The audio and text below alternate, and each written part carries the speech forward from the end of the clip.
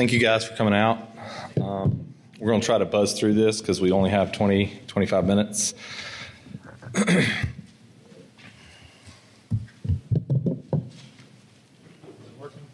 No. You gotta use the mouse. You can use the arrows. So the city of Greensboro's water supply comes from 4 man-made lakes, Lake Brant, Lake Townsend, Lake Higgins, and Randleman Lake. In 2016, the average number of gallons per day was around 33 million. The effluent was treated or untreated is around 32 million. And we were responsible, and here are some figures that we're responsible for. We rehab about 15 miles of pipe a year. So City of Greensboro is in the green line. The water sewer service boundary is in the red line. So we obviously are responsible for much more than what the city proper city limits holds. The city maintains about 1,600 miles of gravity sewer pipe and about 1,800 miles of water pipe within the city limits. Greensboro invests about $50 million every year in water and sewer improvements, and we usually do about $30 million in sewer rehab.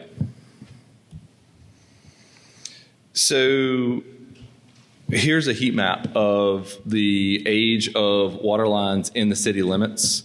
What's in red that you probably can't see due to the resolution here is pipes from around 1900 to 1925. They concentrate in the downtown area. And so what I'm trying to get across is we have a broad range of lots of things to collect, and we have lots of ages that we need to maintain and to rehab of pipes. And so what our job is to try to turn this around as soon as we can.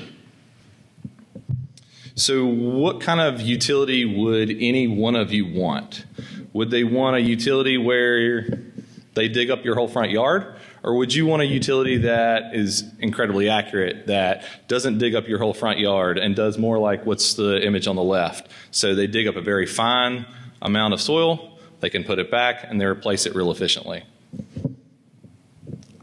So here's some examples of infrastructure. Just one example that we have here. We are looking at Greensboro Coliseum, if any of you have ever been. You're looking at 100 to 200 points just in one sewer water storm feature alone. So what we are responsible for is going out and collecting mass amount of points. We want to do it efficiently as possible, and we want to kind of get in and get out with as many or as minimal amount of passes as possible. This is one other example that we have. This is kind of one that we would actually want to really consider and think about before we would say, yes, you have permits to extend in. This facility here is Honda Jet. They come in, they want to know if they can have X amount of water a day, and our effluent is X amount of gallons a day. And so we would have and are authorized to give you permits on that. And they're a heavy hitter. They consume a lot of water in the process of making jets. But you can see here that there are multiple points that are just done in the stormwater alone. So what data needs to be stored? First off, from an engineering perspective, there's a high potential for utility conflicts and relocations on projects. Look at example 1. You have 1 point and you have numerous amount of utilities that are in that exact same location. That leads to a lot of maybe relocates, or you might have to go deeper to go underneath this location. So obviously you have the materials that can't be detected by a magnetometer. So you have really hard things to find. You have to go deeper to make things happen. You are on limited time schedules in an engineering setting, so this may lead to backups. You also have a lot of different entities that give us and provide us data for water, sewer, and storm, and they come in different formats. So we have to be able to consume and digest and come back and then repopulate all that information in inside our GIS. So for the picture number 2, this is going to kind of get a little bit convoluted, but it's going to come around full circle here in just a second. So one of the things that we have to, that the city is, okay, so let me back up. The state provides us with the ability to permit. And what that actually does is it allows us to expand our system for a new facility, a new manufacturing, a new industry that comes into our city. And we want to be able to know before we give them the permit to expand, how much water do we have in our system? How much flow capacity do we have? Or how much sewage can we take from them and process and treat? And with that, the only thing that the state requires truly is a map.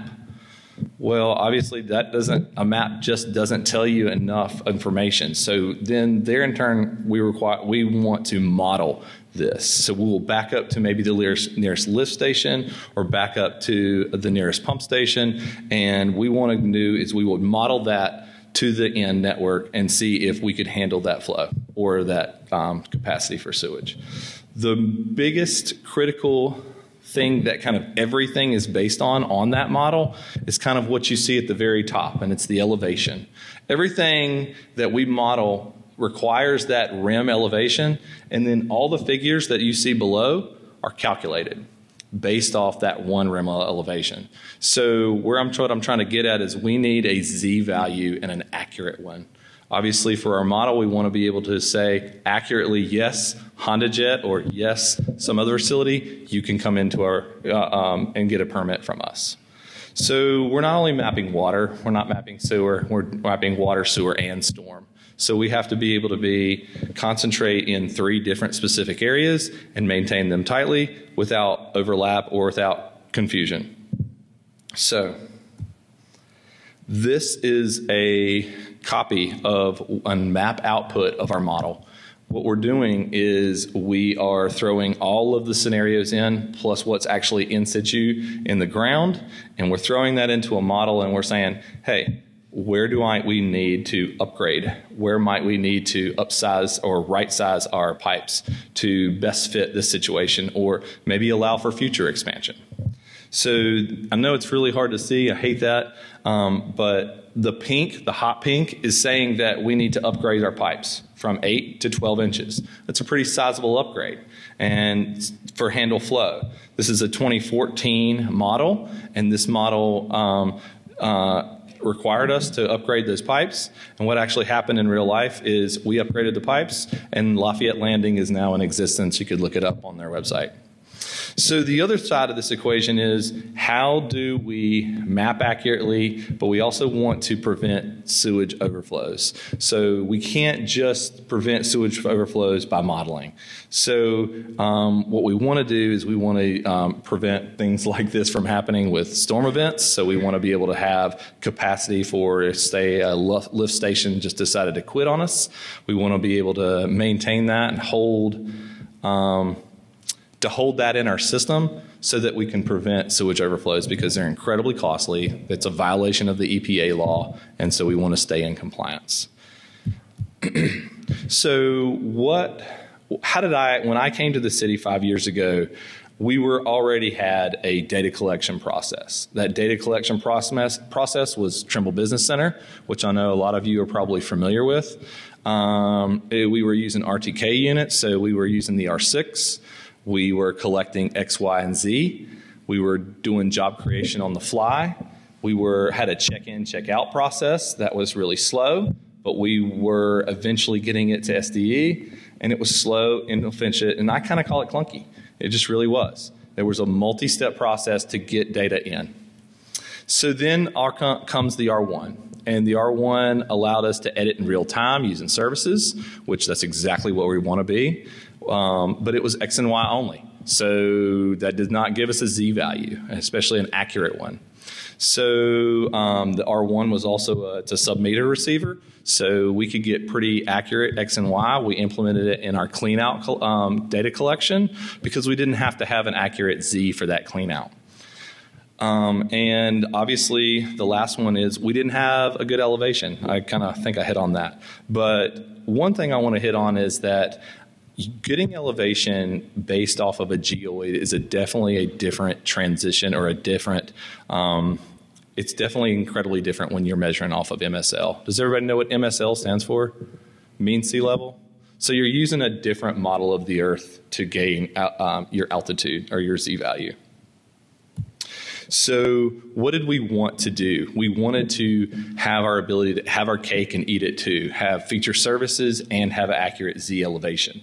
So with the improvements of external receivers like the R2, we had less dependency for custom code, so we didn't have to write custom code to literally pull the Z out of the metadata in that is provided by an R2 when it collects a point. And we wanted to move away from older and unsupported software.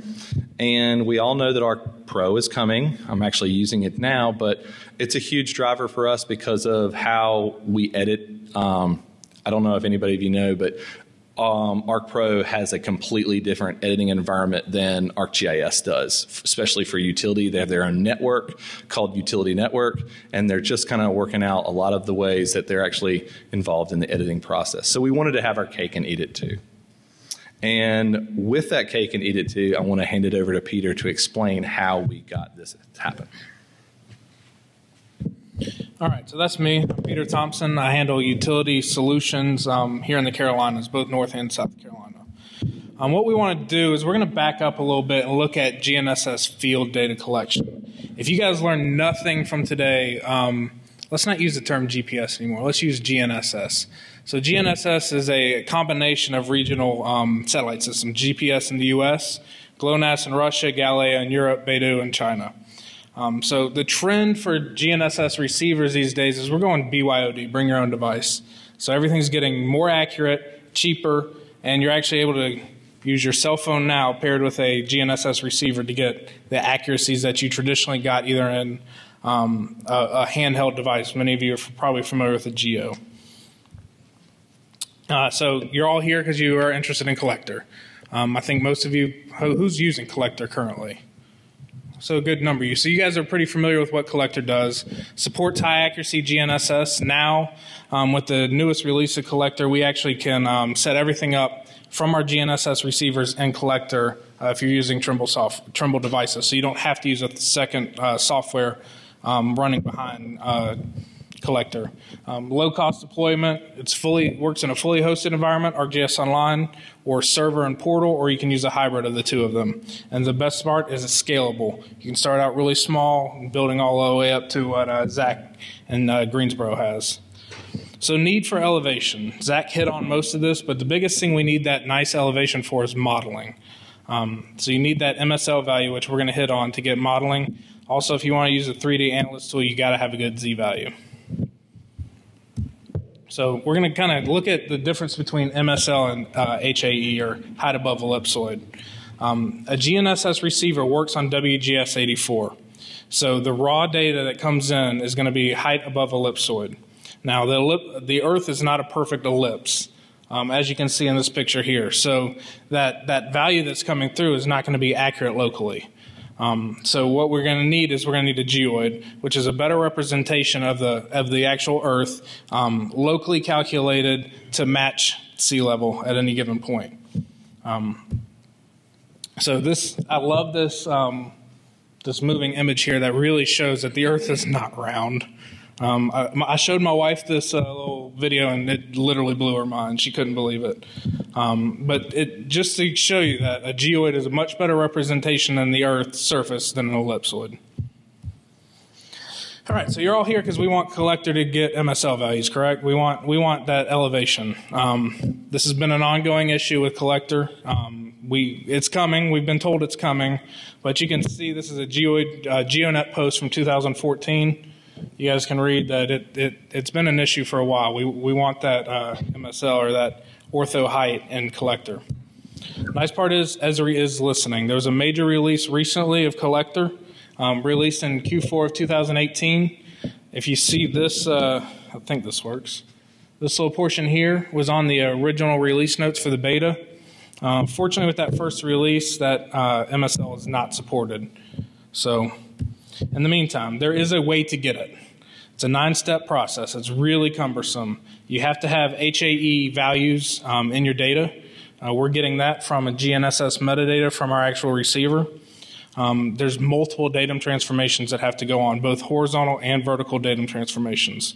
Up until recently, we couldn't really do those vertical transformations in Pro, but luckily they're now available.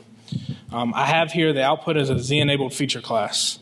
So it's not going to be your original feature data, your feature class or your feature service that you actually had. We've tested it in Pro successfully. Haven't done any testing in desktop just because we're working on transitioning to Pro just like everybody else. So what did we do? We scripted this thing. Let's automate it. It makes things a lot easier. We've given you multiple output options, so you can do creating a new feature class. It's going to allow you to pin to an existing feature class, or let's say write to the actual a field within the feature service or feature class that's your input. So this is really, really valuable. We built this thing to work in Pro and desktop. It'll support hosted feature services, so anything that's in ArcGIS Online, it's supported in Pro. Unfortunately, with desktop, we don't have support for feature services editing. So we worked with Zach in getting this MSL value that they want so desperately. We went through many iterations of this. Zach was kind of my beta for this, helped me out quite a bit. Managed to get it to work in an SDE environment. That was a big hurdle we had to go through. But what we really did is we customized it even further for Zach so that we had one input, so basically 2 parameters. We went from 6 parameters down to 2 parameters. Now it's just your input feature class and the field within that feature class that you actually want the value to be written to. So we select parameters that are hard-coded, such as the native coordinate system. We're in North Carolina. Greensboro will always be in North Carolina. We can use an NAD 83 for North Carolina. Perfectly fine. I can't take this tool and send it to Virginia for another one of our sales reps, so we'd have to do a customization for them as well. So we did some field testing on it. There's a picture of Zach here playing with the R2. We tested on all kinds of monuments. So what we did, field testing results. We took 35 points on 17 geodetic monuments. We tested in Greensboro, Charlotte, Gastonia, and Concord. We were using the R2 centimeter with the North Carolina VRS. Our average horizontal accuracy was 1.46 centimeters, which is really good. Our average vertical accuracy is 1.45 centimeters. Well, our actual accuracy measured was 2.35 centimeters. So I passed out little balls. I think everybody got one. That ball is 2.77 centimeters. So that's basically the accuracy that we were getting on our vertical accuracy. So that ball is a really good representation of that. So you guys want to see it in action? Let's try and demo it. So what I've got here is I've got Pro. This is an actual feature service from Collector that I'm going to be pulling in. My point was in Belmont. I hope you guys can see this okay. So we'll run this tool a couple times to show you the 3 different outputs that we can generate. So our input feature class is simply going to be that feature service. Our native coordinate system is going to be whatever is the correction source. For North Carolina, it's in NAD 83 2011. So luckily I have that favorited here. I give you the option of having feet or meters. So we wanted to make this thing a little more valuable. Sometimes you need metric. Most of the time feet is okay, so we're going to make that the default. And what I want it to do is we're going to write to a field called MSL. The cool thing about this, this portion of the script is if you don't have MSL in your feature class, it's going to write that MSL field and then populate it. So you can run, the first time you run it, it's going to create that MSL field for you. So let's run it, see what we get. I'll let you guys see my errors that pop up because this is a live demo. It's inevitable, right? Usually it takes 30 seconds or so. I've run up to 200 points and it took 35 seconds. So it's pretty quick to generate quite a good result. So if we refresh down here, this is the attribute table. We'll scroll. So here, I guess here's our original altitude. This is in meters. That's height above ellipsoid. So what we have is 178.2 meters. Anybody can get that with their GNSS receiver. What we really want, though, is that nice MSL value. So if we scroll over here, what do we have? 686.141201 feet, okay? Luckily, we've got this information here on the monument. So you can see our ortho height is 686.1 feet. So we're pretty close. We're right well within that accuracy that was stated. But in addition to running it that way, we can remove this and we can create a whole new feature class. I'm just going to put it in the Scratch database. And we'll call it the NC GIS demo.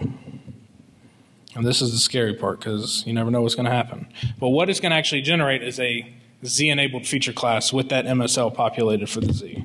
So we're not doing anything to the X and Y values on this. The X and Y values aren't touched on your feature class. The only thing that's being generated is that Z value. So we'll let it run for a second. It does take a little bit longer when you're creating a brand new feature class. So we've got it here. We probably are going to have to add that XY value. It's going to carry that MSL value over because it was left over, but you can see here that Z, point Z, so that's your actual Z geometry, 686.1 feet, right where it's supposed to be. And then our final option is we can append this data directly to an existing feature class. Obviously, you're going to want the schemas to match here.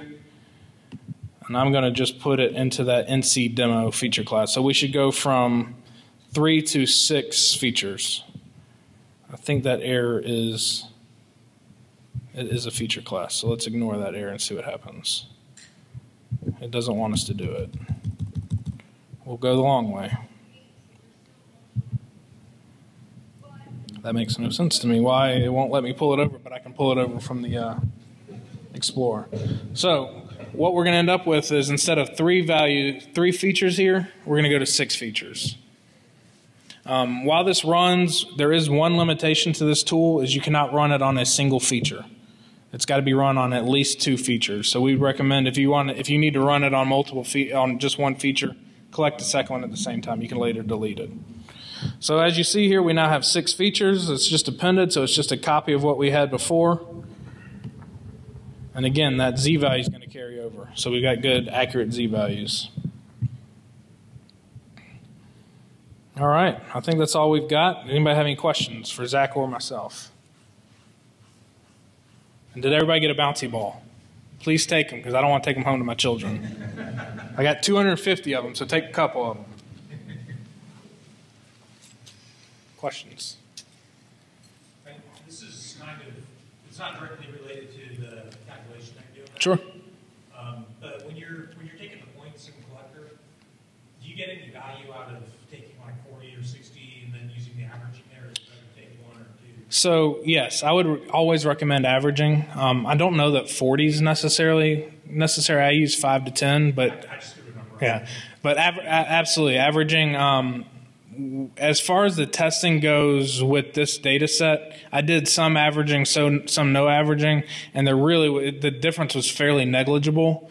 But I was on great monuments in the wide open conditions. So it was beautiful, clear day, wide open, no trees. So I think averaging, certainly, I would recommend averaging whenever possible.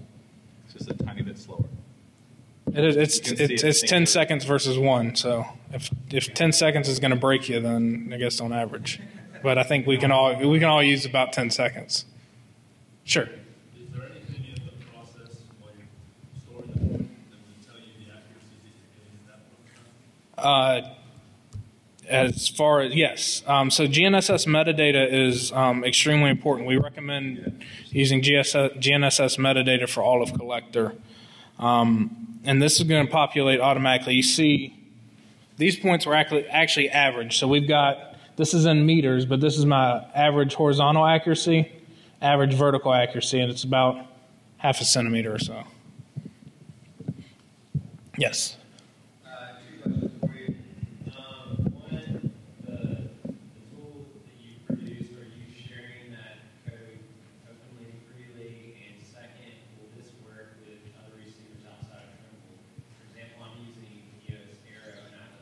Correct.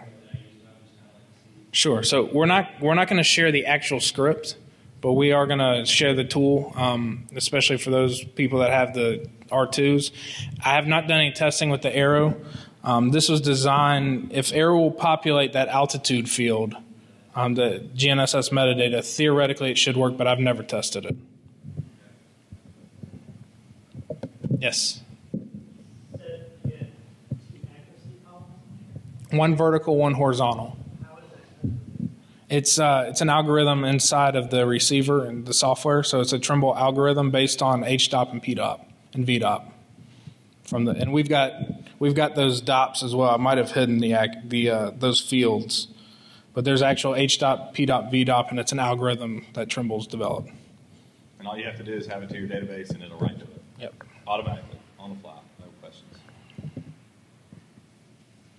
Anybody else? If you guys want more information on it, or you actually want to see the tool up close, certainly stop by our booth. I'll have my computer. We can run data. We were going to go collect some data, but it's cold outside. Sorry.